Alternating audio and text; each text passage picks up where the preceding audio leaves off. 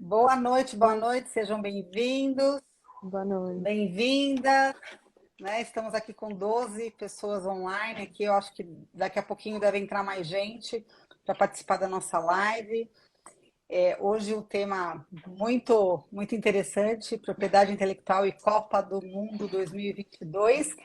Não é aqui no Brasil, mas a gente tem informações de propriedade intelectual do que vai acontecer lá no Catar também.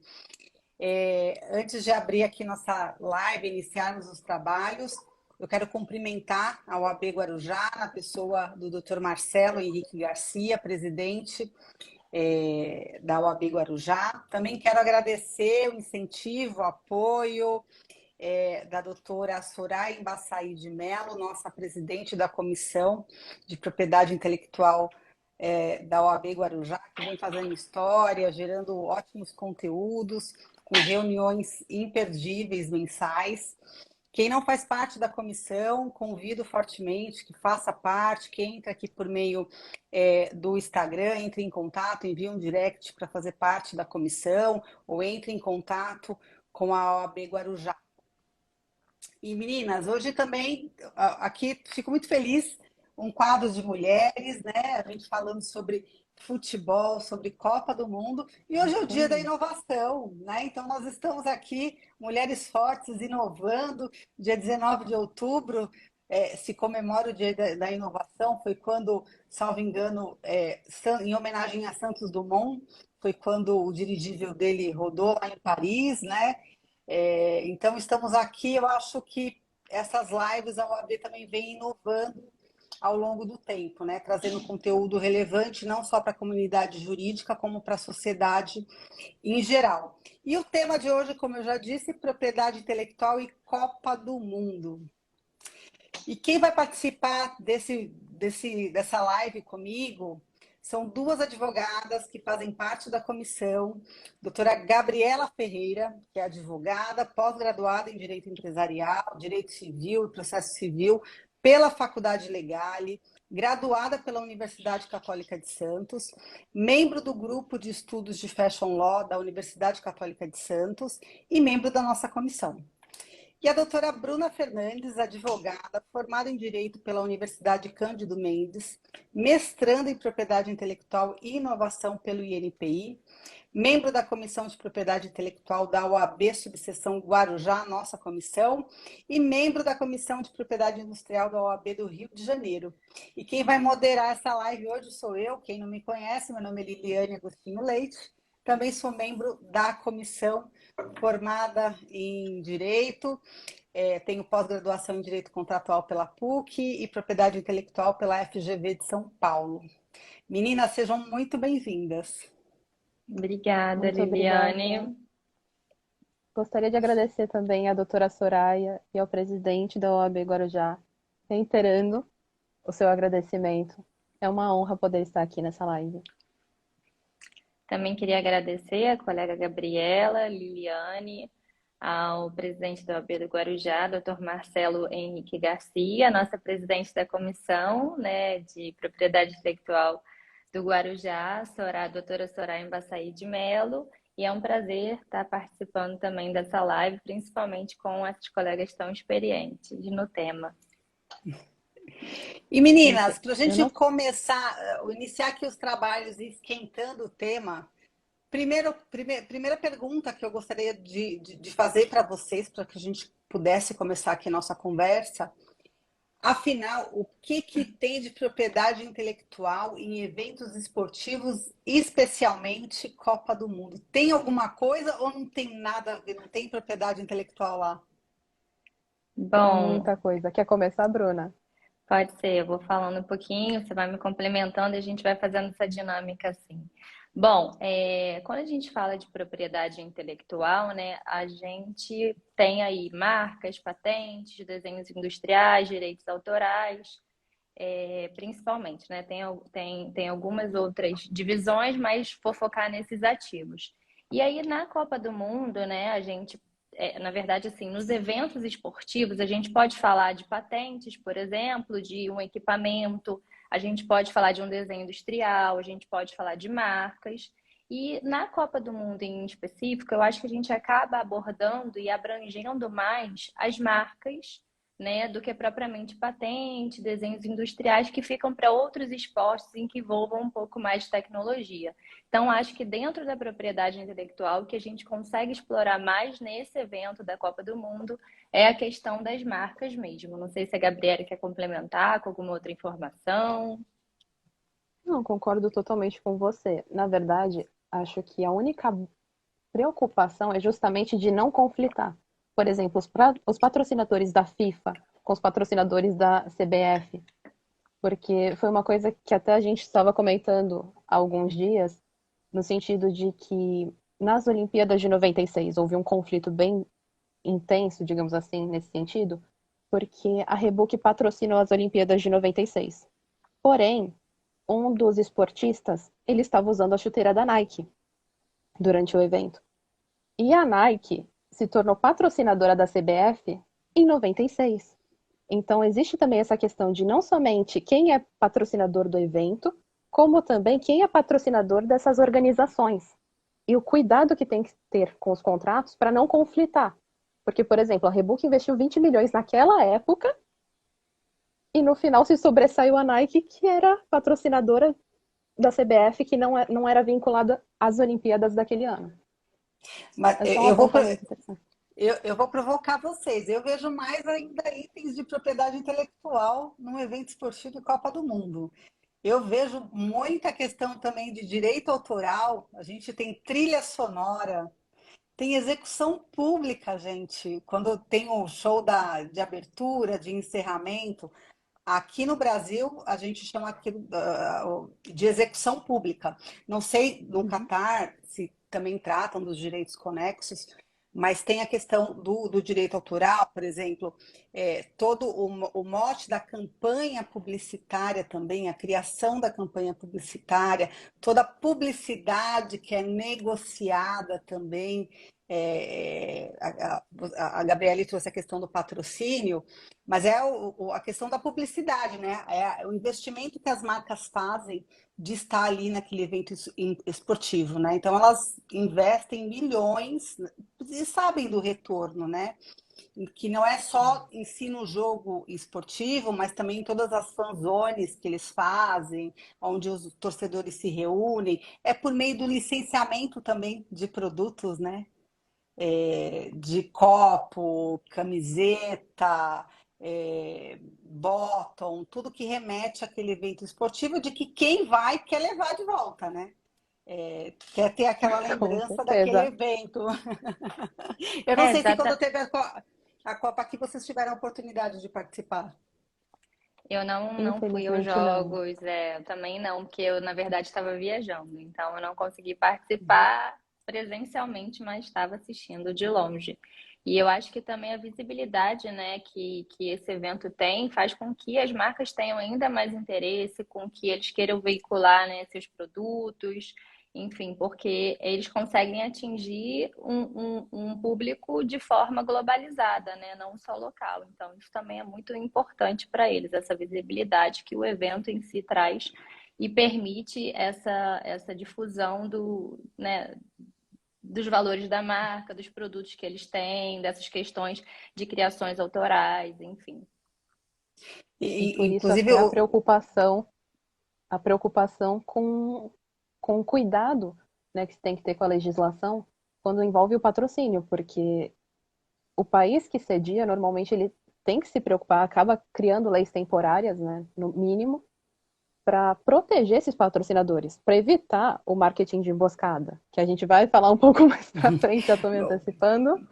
mas antes da gente entrar, Gabriele, na questão do Uhum. marketing de emboscada, quando a gente pensa no evento de forma macro, né? Eu queria que vocês falassem a questão assim, de quem são os titulares também nesses direitos, né? É, quem são os players envolvidos dentro desse evento esportivo que a gente poderia falar que eles são detentores da propriedade intelectual e do que eles são detentores? A gente tem, indo um pouquinho além, né, da propriedade intelectual, a gente também tem a questão do direito de imagem, que a gente vai abordar um pouquinho mais especificamente à frente. E aí, quando a gente fala de direito de imagem, a gente pode falar sobre a questão dos jogadores em específico, né? E aí a gente pode falar dos ativos de propriedade intelectual, marcas, direitos autorais, a gente pode falar um pouco dos clubes, das confederações, da federação, né, que seria a FIFA. Então, esses são os principais titulares que a gente tem ali na primeira escala, né? Porque a gente também tem as pessoas que participam por detrás dos bastidores e que também podem ser titulares desses ativos de propriedade intelectual, mas que o público tem visibilidade, acabam sendo os jogadores, acaba sendo a confederação, no caso do Brasil, a CBF, a federação, que é a FIFA, e basicamente são esses os atores que a gente acaba tendo envolvido ali. Então, de guarda-chuva, a gente tem a FIFA, embaixo nós temos aí as confederações, né? Cada país representado. Então, a FIFA Isso. negocia com essas pessoas, negocia com os patrocinadores e as confederações também negocia com seus patrocinadores, né? E atletas. A FIFA ela não tem a relação direta com o atleta, ela vai via confederação. E geralmente existem os books que quando o país, né, quando a confederação quer participar desse jogo esportivo, ela se submete a esses guides de conduta. E eu creio, eu nunca tive a oportunidade de ver um código, um contrato entre a confederação e FIFA, mas eu acredito que isso deve ser todos como um anexo. E aí, um ponto que é crucial, eu acho que para todo investidor, né? Aí a gente fala tanto para a FIFA, que vai em busca de patrocínio para garantir o evento esportivo, e para quem quer fixar a sua marca, é a questão da proteção. E aí a Gabriele já estava adiantando para a gente a questão do marketing de emboscada. O que é o marketing de emboscada? E aí eu complemento até para você, Gabriele, se porventura alguém aí do Guarujá olhar, quais as dicas que você daria até para um comerciante, para quem quiser fazer alguma coisa temática de Copa do Mundo, para fugir do marketing de emboscada, da caracterização? Então, o marketing de emboscada basicamente é quando uma empresa, digamos assim, ela não patrocinou o evento, ela não investiu no evento como a Copa do Mundo, né, um evento globalizado, como até mesmo a Bruna falou, e ela tenta tirar vantagem disso, tenta se aproveitar dessa divulgação e atrelar a sua marca, atrelar a sua imagem a esse evento. Nós tivemos aqui no Brasil uma situação, até tinha comentado com vocês, será que eu comento?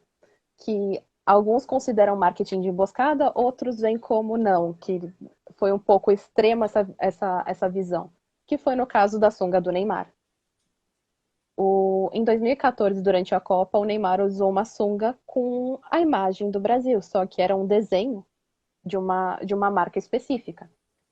E essa marca, óbvio, alegou que não era marketing de emboscada, ela não tinha investido na Copa, e o argumento dela foi que foi um presente para os jogadores. E que calhou de, naquele dia, durante o evento, o Neymar estar utilizando aquela peça. Só que aí entra a questão: houve divulgação, houve aquele boom referente à marca, porque muita gente não conhecia, passou a conhecer por conta dessa situação durante a Copa, não somente no Brasil, mas ao redor do mundo. E será que não é marketing de emboscada? Algumas situações, por exemplo, você utilizar a bandeira do seu país não tem problema. Mas utilizar algo que é praticamente uma cópia da camisa da seleção, da roupa que os jogadores utilizam, uma peça característica de um patrocínio, de alguma marca, dentro da Copa do Mundo, isso por si só já configura marketing de emboscada. O cuidado que a pessoa tem que ter é também com os valores. Você está comprando um produto, esse local que você está comprando é um local oficial de venda? Se não é, se atente ao valor, se atente ao selo que está nesse produto. Porque sempre vai ter alguma característica que vai gerar estranheza, seja o preço, seja algum detalhe que está um pouquinho diferente do que é esperado. e evitar esse tipo de situação, né? Para não se expor a uma situação negativa.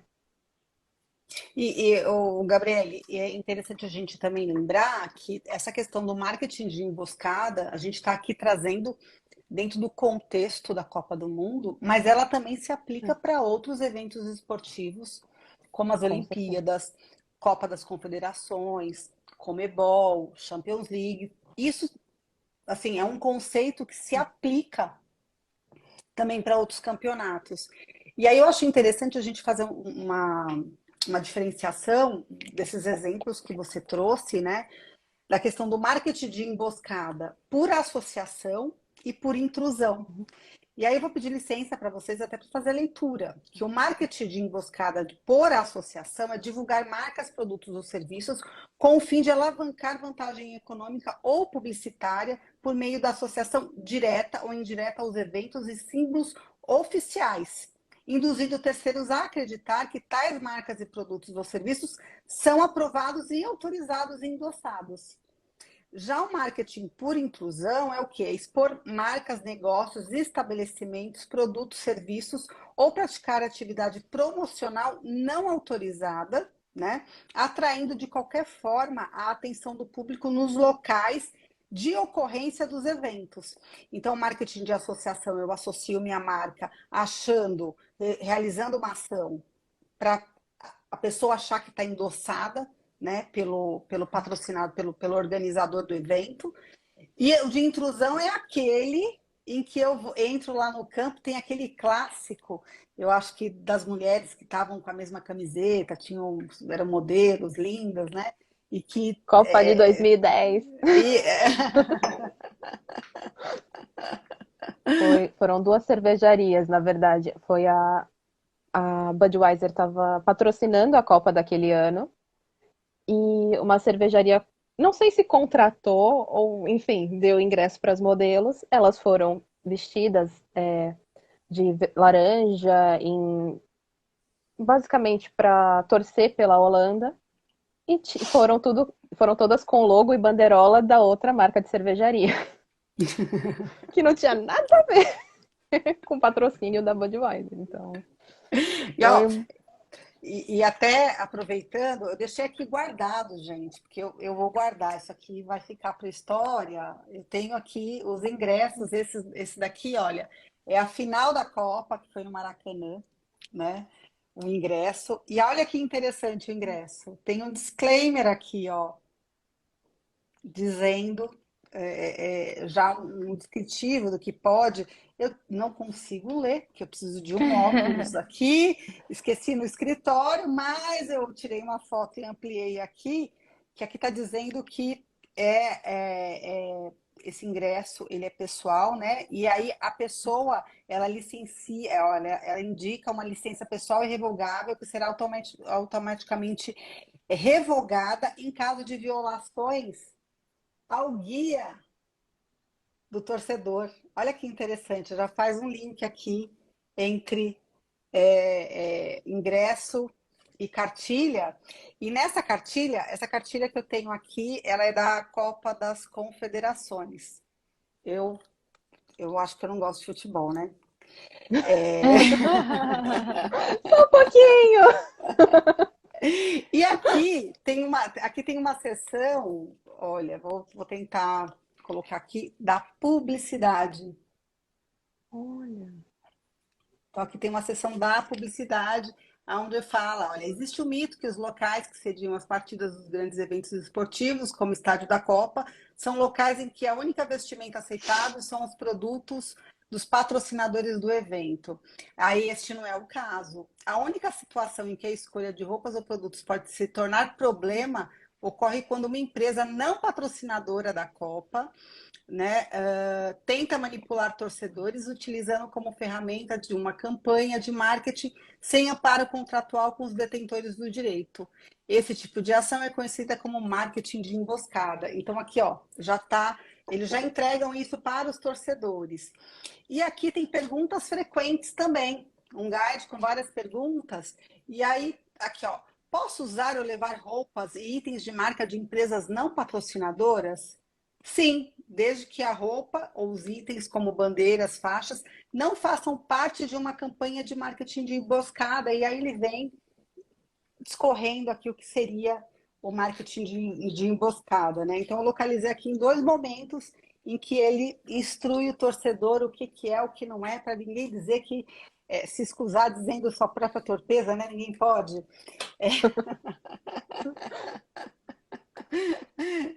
Então, é um material bem interessante, rico, né? Porque já vem com orientações do que pode e do que não pode. A doutora Soraya É, até comentou agora há pouco que a Budweiser é uma marca de alto renome, né?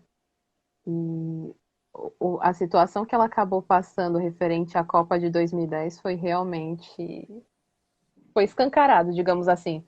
Acho que de todos os eventos da Copa que nós tivemos ciência de marketing de emboscada, esse foi o mais nítido. aí tem o clássico da cueca do Neymar também, né? Que, ah, que apareceu lá. Mas eu acho que esse é um conceito que veio se desenvolvendo ao longo do tempo e que cada vez mais os casos são mais sofisticados, né?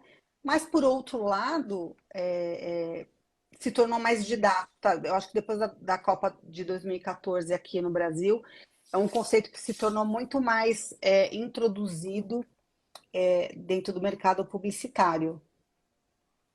Também tive essa Muito. impressão, justamente porque houve a preocupação através da Copa de 2000, antes da Copa de 2014, quando os patrocinadores quiseram investir no evento que ia ocorrer aqui no Brasil, houve a preocupação de criar uma legislação nem que fosse temporária para proteger os investidores e evitar a ocorrência de marketing de emboscada, porque nós não tínhamos uma legislação específica sobre isso. Nós normalmente utilizamos o artigo 195 da Lei de Propriedade Industrial, que trata sobre concorrência desleal. Ele não é específico para marketing de emboscada, mas ajuda. E no caso do... Pode falar. Não, não, pode falar, pode continuar. No caso, quando surgiu a Lei Geral da Copa, no artigo 32 e 33, salvo engano, ela já veio prevendo o marketing de emboscada, até mesmo para salvaguardar os investimentos e também a FIFA, né? Sim. Eu acho que cada vez mais vai diminuir o número de casos e os casos que tiverem vão ser mais sofisticados. Eu estou um pouco ansiosa, curiosa, para ver qual vai ser a estratégia de marketing é, de emboscada que a gente vai ter de case agora em 2022 na Copa do Catar. Agora, o que a gente também tem que lembrar que existem elementos que estão protegidos da Copa do Mundo. Mas, por outro lado, existe uma temática, por exemplo, que está em domínio e que não é vetado a gente trabalhar, que é a temática de futebol, é a temática de bola, né? Não fazendo associação aos símbolos oficiais. Aí vem a inteligência de uma agência de publicidade de gerar uma comunicação, de divulgar, porque a gente vai ter muita gente comunicando nesse período de da Copa do Mundo, que a gente inicia no dia 20 de novembro. E aí vem a inteligência das agências de publicidade de criar campanhas de quem não é patrocinador oficial, né? De não associar diretamente ao evento esportivo, mas trabalhar na temática do futebol no país do futebol, né? Não, e Esse, o pode falar. interessante pro torcedor é que, como é um país muito pequeno, ele consegue ir de um estádio ao outro no mesmo dia para assistir eventos diferentes. Esse foi, foi um dos pontos que gerou certo ânimo para as pessoas irem até o Catar. Porém, Olha, tem a tem pergunta no questão de que é um. chat. Não, Não, não, somente não, patrocínio. pode. Então, assim, a única questão, a única ressalva que eu faço é mais um cuidado do torcedor, porque é um país com uma cultura diferente. Nós não podemos esquecer disso. Os eventos anteriores, tudo bem, o Japão tem uma cultura diferente quando foi os Jogos Olímpicos, mas o Catar tem toda uma questão de visão bem distante da nossa, vamos dizer assim, né? O Algumas Alexandre, o Alexandre até comentou aqui, olha, o comércio popular sempre associa a Copa do Mundo em sorteios e promoções. E aí a gente tem que até lembrar, Alexandre, que na época de 2014, por exemplo, onde tinha os estados sedes, né, os estádios que seriam realizados os jogos, eles tinham que descaracterizar, né? Eles tiraram, a FIFA mapeou como que era o comércio antes dos jogos, né? Então, o próprio comércio não podia fazer nenhuma caracterização que remetesse aos símbolos oficiais também.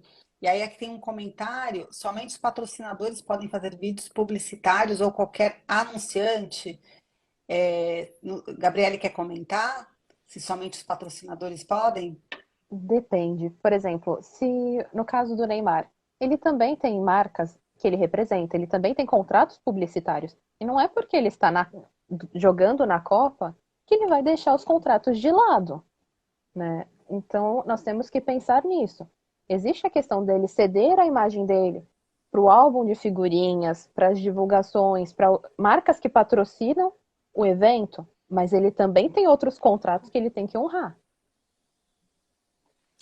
Eu acredito até, Gabriele, que nesse momento, quando o jogador ele concorda em participar da Copa do Mundo, eu acho que deve até abrir um estado de exceção, sabe? Suspender, né? É, Ele cumpre os contratos publicitários dele, enquanto ele não estiver naquele ofício. é. Eu não tive acesso a esses contratos, gente, mas eu estou fazendo aqui um exercício com outros contratos de celebridades, de influenciadores que eu já trabalhei. Mas no momento em que ele está dedicado àquele tema, se suspende os contratos publicitários dele e ele passa só a seguir aquele guide que ele se submete com a confederação. E quando ele não está está no ambiente do quarto do hotel, enfim, no momento livre dele, aí sim ele tem que fazer o cumprimento dos contratos dele. Mas isso é um tipo, você vê como é complexo a gente negociar esses contratos, né, gente? Não, são contratos bem complexos e ricos de situações. E imagine, eu acredito que tem até a questão da gestão da imagem, porque imagine questão de escândalo, de assédio, deve ter algum tipo de tratamento lá com relação aos jogadores também, a gestão de crise de imagem também, que a confederação se obriga perante a FIFA, né? Embora eles, quando fiquem, eles ficam praticamente confinados, não tem muita contato com o público externo. A Agora, na gente, verdade, desculpa te interromper, Bruna, mas imagina. agora, na verdade, a CBF tem colocado como cláusula expressa, né, a questão de contra o assédio e contra a discriminação. Nos contratos que ela tem fechado, principalmente esse mês, na verdade, em diante, é obrigatória essa cláusula e até mesmo quanto a patrocinadores, de não violar essa cláusula, né? Senão seria uma falta grave e geraria uma aplicação de multa. E aí a gente está falando da questão dos jogadores. A gente tem a Uhum. questão do direito de imagem e o direito de arena dos eventos esportivos. Eu queria que vocês me explicassem, até para esclarecer para a nossa audiência, a diferença entre direito de arena, direito de imagem, esses conceitos se confundem, enfim, se vocês pudessem explicar um pouquinho para a gente. Bom, na verdade, tanto o direito de imagem quanto o direito de arena, eles tratam do mesmo bem jurídico, né, que é a imagem. A diferença deles é a forma como eles se manifestam, né? O direito de imagem é um direito personalíssimo, é um direito que está previsto tanto no Código Civil quanto na Constituição Federal, né? E para que alguém se utilize da imagem de uma pessoa, é necessário que essa pessoa licencie esse uso, autorize esse uso de forma temporária, porque normalmente, uma vez que você faz um licenciamento vitalício, você pode considerar que isso é uma cessão e o direito de imagem ele é intransferível, enfim.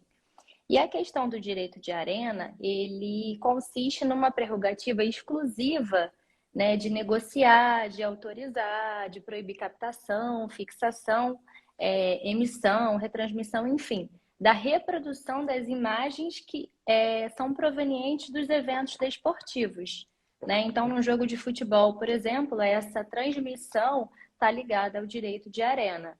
Em relação ao direito de imagem, né, como eu falei, você pode licenciar e esse licenciamento cabe ao titular, né, do direito, que é a pessoa.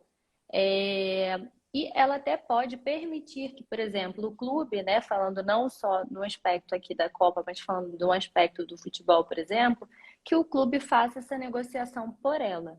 Em relação ao direito de arena, a gente tem essa previsão na Lei Pelé, que é uma lei que trata das normas gerais sobre o desporto, né, que eu vou pegar uma colinha aqui, que é a Lei 9.615, e essa lei ela foi alterada e incluiu-se o artigo 42A, onde tem essa previsão expressa sobre o direito de arena. Lá nesse artigo, a gente tem a questão do repasse que deve ser feito do clube, no caso da Copa, pela CBF, aos jogadores que participam daquele jogo. Sejam jogadores que estão em campo, sejam jogadores que estão na reserva. Até mesmo esses que não entram, né, para a partida, eles têm esse direito ao recebimento do direito de arena. E esse valor ele é de 5%. Esse valor é arrecadado, repassado para esse sindicato que é relacionado aos jogadores e eles que fazem essa distribuição entre eles, né? Então, assim, não sei se consegui aqui fazer essa diferenciação de forma clara na medida em que a gente está falando de um direito que trata do mesmo bem jurídico, e que a diferença fica só nessa forma de manifestação mesmo, ou se ficou um pouquinho confuso, se ficou alguma dúvida, mas aí a gente vai esclarecendo com as perguntas. E uma coisa que é febre, né? Toda a Copa do Mundo é uma febre, é a questão das figurinhas. Exatamente. E é justamente o que é mais levado para o judiciário, né? A Porque, gente vai, fala. Pode falar, porque Gabriel. normalmente o que acontece? O contrato fica por responsabilidade do clube, né? O clube que contrata a questão do direito de imagem é um contrato feito do jogador com o clube que realiza toda essa transação antes do repasse. Só que o que acontece? Às vezes há uma falta de comunicação ou não existe esse contrato de direito de imagem com determinado jogador. E acaba sendo discutido isso no judiciário. Doutora Liliane ia complementar alguma coisa referente a isso, não Ó, ia? Soraya tá falando que ama fazer álbum. Eu acho que a gente tem que marcar a Soraya para fazer troca de figurinhas. Todo sábado eu saio correndo atrás dos meus filhos para fazer troca de figurinha, gente. É, até no âmbito, né, Gabriele? Eu acho que de Copa do Mundo a gente tem que lembrar que é a confederação que já estabelece, eu acho que os jogadores para participar do evento esportivo já fazem todas essas outorgas de licença de uso de imagem. E o que eu acho muito interessante, esses contratos são tão complexos e interessantes, porque a gente tem que pensar até nos subprodutos que são feitos a partir disso, né? Eu não, minha memória talvez falhe. Meu filho agora no Dia das Crianças pediu o jogo do PS4 FIFA 2023. Então a gente tem jogo de videogame, né, já com a Copa do Mundo 2023 e lá tem toda a seleção que foi definida, né? Para jogar, as crianças já podem escolher, enfim, as suas equipes. Então a gente tem desde do licenciamento para as plataformas de game até para a parte de alimentos, né? É muito rica a exploração da publicidade que se faz durante esse período. Acho que talvez a audiência deve ter observado, vocês, que já, por exemplo, a Guaraná, que é patrocinadora da seleção brasileira, já possui toda a sua embalagem, já está toda com uma comunicação de Copa do Mundo. Aí, por outro lado, a Coca-Cola, que é patrocinadora da FIFA e não da seleção, já também está trabalhando todo o mote de comunicação também da FIFA. É bem interessante a gente ir observando a partir de agora os motes de publicidade. E o E cuidado só também para não rivalizarem, né? Porque são patrocinadoras de instituições diferentes.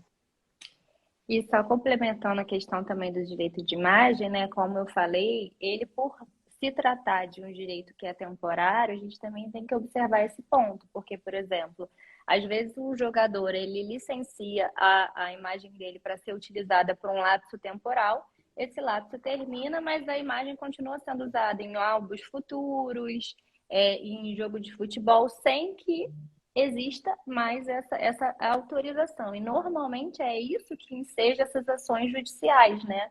Desses jogadores que em algum momento cederam, não, licenciaram essa imagem e que já acabou essa licença e continuam utilizando a imagem deles. Então tem que sempre ter esse cuidado quando a gente fala de direito de imagem, quando a gente se utiliza da imagem de terceiros, de se atentar para a questão do prazo para ver se a autorização está no prazo ainda, se é necessária uma renovação, enfim, para não violar esse direito de imagem. A É, doutora Soraya acabou de perguntar também se vai ter Copa no metaverso. Então, eu acho que vai ter alguma coisa. ah, com certeza vai ter ação no metaverso. Mas eu não sei te dizer, viu, Soraya? Porque aqui em casa, os meus menores é só, por enquanto, jogos aqui de videogame mesmo, porque a maior parte das plataformas é para cima de 16 anos e por aqui eu ainda continuo segurando. Mas com certeza vai ter ação no metaverso, né? Vai ter ação no metaverso, ativação também, eu acredito. É, nas plataformas e em games também. Eu acho que até os próprios jogos, como Fortnite, deve lançar skins comemorativas da época dos jogos, né? Até E aqui, mesmo, pode falar. desculpa te interromper, até mesmo como tem muitos influenciadores investindo no metaverso, não geraria estranheza. Eu vou usar o Neymar como exemplo novamente, porque ele já investiu em NFTs. Então, não seria estranho ele também utilizar o metaverso como uma forma de, novamente, promover a imagem dele e até mesmo a Copa do Mundo, por que não? Né? Não, eu ia falar a questão da imagem aqui nessas letras de bula de remédio que eu ampliei aqui. Ela trata também da questão da imagem do torcedor. Olha, na medida em que for permitido pela lei aplicável, qualquer pessoa presente em uma partida concorda que, sem pagamento de qualquer compensação, poderá ser usado perpetualmente a sua voz, imagem, fotografia ou similar pela FIFA ou terceiro por ela autorizado. É, aqui, os detentores do ingresso são estritamente proibidos de usar materiais comerciais ou promocionais, oferecer para venda bebidas, comidas ou souvenirs ou itens comerciais no estádio. Então, aqui está falando que o torcedor também faz a autorização da licença. Lembrando que no caso do Brasil, não sei a legislação dos outros países, né? A gente já tem bastante decisão julgada de quando você tira também fotografias para registro, né, especialmente jornalístico, do espaço. Você está registrando não a pessoa, né, não a Bruna, não a Gabriele, e sim aquele momento. E se você está inserida, que não há violação ao direito de imagem. E, gente, e pega fogo o estádio, porque as pessoas estão lá. Quando aparece no telão, elas ficam mega felizes, né? E sai todo mundo clicando, porque é uma felicidade aparecer naquele telão, o estádio inteiro está vendo uma pessoa observando. E E só te complementando, Liliane, nesse caso, né, dessas decisões que a gente tem aqui no Brasil, quando você tem uma utilização da imagem de forma macro, que você não focaliza em uma pessoa específica, você não precisa dessa autorização de uso da imagem. A questão é quando você dá o foco em uma pessoa, o close em uma pessoa específica. E nesses casos é que a gente tem essa situação de necessitar da autorização. A discussão normalmente vai por esse sentido. Pode ser que tenha alguma outra atualização que eu esteja, né, que eu não tenha tido conhecimento, mas as decisões vão muito nessa linha de pensamento. E eu creio que nessa Copa, talvez o número de cases aqui para o Brasil, né? Pensando no Brasil, que talvez a gente cresça, seja questão de transmissão e questão de redes sociais também. Eu acho que para a gente o impacto vai ser a questão de transmissão, porque hoje uma emissora compra os direitos de transmissão para a TV. Eu não sei se o Facebook, Google comprou também os direitos de transmissão para a internet ou não, se vai ser transmitido também em algum canal de streaming também. Mas eu acho que vai ser algo que talvez cresça o número de casos, não tanto, o Gabriele, de marketing de emboscada, mas talvez a questão agora seja com a transmissão, radiodifusão dos jogos. Esse é meu sentir. Não sei se vocês têm aí algum chute de prováveis problemas que nós teremos aí agora em 2022. Acredito que quanto a transmissão realmente vai aumentar, justamente porque as pessoas têm buscado muito as plataformas de streaming. Então, a tendência das plataformas buscarem adquirir os direitos para poder transmitir a Copa do Mundo é grande, porque eles sabem que vão ter um retorno alto.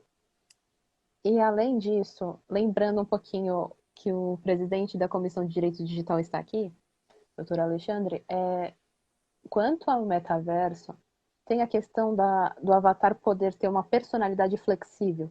Então, acredito que nessa possibilidade, referente aos jogadores, se for criado algo nesse sentido, vai aproximar muito o torcedor do jogador.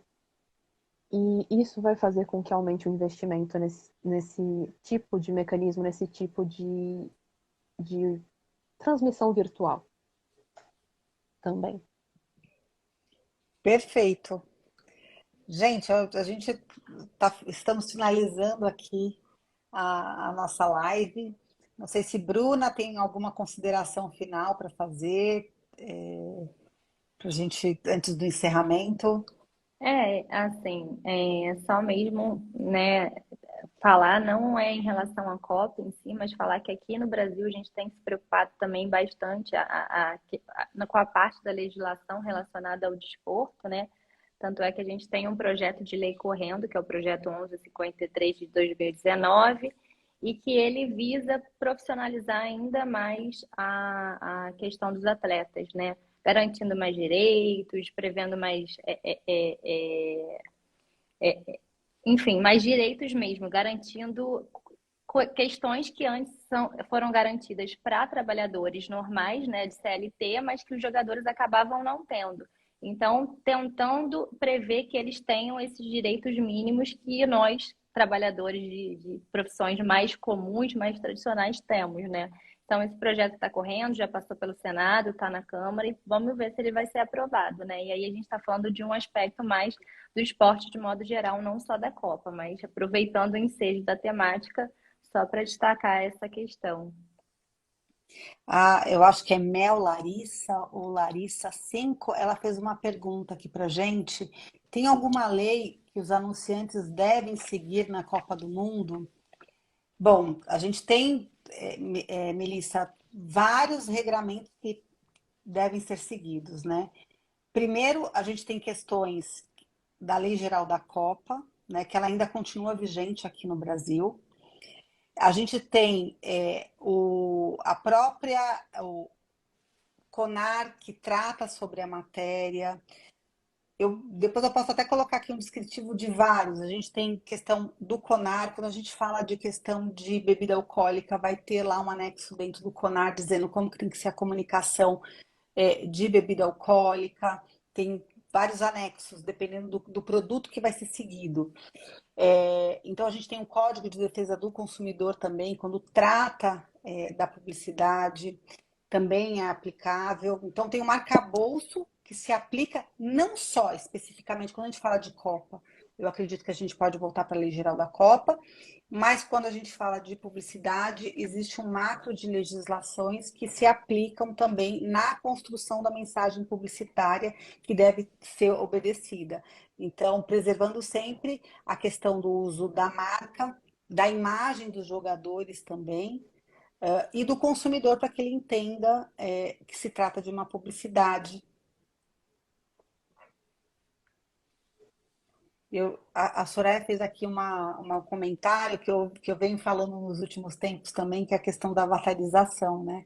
Então, talvez também a gente tenha aqui questões de avatares, né? Não o uso da imagem em si, mas talvez o desenvolvimento de publicidades por meio de avatares. Gente, sinceramente, a criatividade humana eu acho incrível, né? Por isso que nós estamos aqui, graças à tecnologia e imaginação do humano. E eu acredito que agora, 2022, vamos ter cases aí bem interessantes de Copa do Mundo, porque a criatividade não vai parar, né? Alguém aí vai tentar furar, e eu não sei como que vai ser, como que é a lei do Catar em caso de violação. Esse é o principal ponto que nos preocupa, justamente por, Serem bem justamente pela rígidos, competência. né? E porque eles são Sim, bem Apesar de rígidos, termos, né? apesar de nós termos a nossa legislação se aplicando em algumas situações, principalmente quanto a produtos no Brasil, levar produtos para lá, fazer marketing de emboscada por lá, ou levar produtos semelhantes aos do evento, uma situação que poderia configurar uma falsificação no Catar, eu acho que é uma coisa a se ter muito cuidado com tudo que é levado até mesmo para torcer pelo time, justamente por não estar no Brasil e ser um país mais rigoroso. Mas interessante sobre esse ponto, Gabriele, se alguém tiver curiosidade, eu convido que entre no site da FIFA, Qatar 2022, e lá existe um guide também de conduta do próprio país, o que pode, o que não pode. Então, a FIFA ela continua cumprindo com o papel dela, também informativo, instrutivo para quem vai no evento esportivo para garantir a integridade física dos torcedores, né? E eu acredito que eu não comprei, gente, não vou para o Catar, vou assistir daqui, mas eu acredito que quem comprou deve já ter recebido, né, Essas o instruções, né? ingresso, essas instruções. Inclusive no próprio site da FIFA, ela indica os requisitos para entrada no país, ela indica quais são alguns hotéis também para hospedagem para os torcedores, ela fala também da questão onde vão estar, aonde vai ser colocada os fanzones, né? Aonde pode ter o consumo de bebida alcoólica, a comemoração entre os torcedores. Justamente eu acho que ela está criando esse ambiente para que as pessoas, especialmente as mulheres, né? Porque até meus filhos falaram, mamãe, você não poderia ir para o Catar. Eu falei, não, eu poderia ir, né? Por que não? Então eu acho que até para criar esse ambiente de igualdade e fraternidade entre os torcedores. Vou utilizar essas duas palavras, né? Que me veio aqui à cabeça. Gente, eu acho que se não tiver mais nenhum comentário, eu acho que eu vou encerrar então a nossa live, gente, agradecer a nossa audiência que esteve aqui conosco, conectada, as perguntas que foram enviadas. A gente segue aqui pelas redes sociais à disposição de vocês também, em caso de dúvidas ou algum ponto que vocês entenderam que não foi esclarecido, a gente segue à disposição de vocês.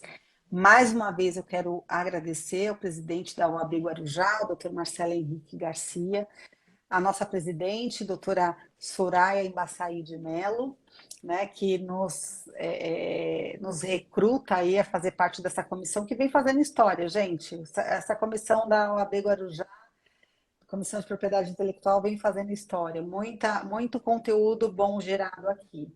E aí, quem não faz parte, reforço. Faça parte dessa comunidade da comissão, vale muito a pena, é muito conteúdo, gente. Parabéns, meninas, Gabriele e Bruna, por compartilhar o conhecimento de vocês conosco essa noite. E boa noite, gente. Boa Boa noite. noite, muito Eu que obrigada. agradeço. Tchau, tchau, gente. Tchau. Tchau.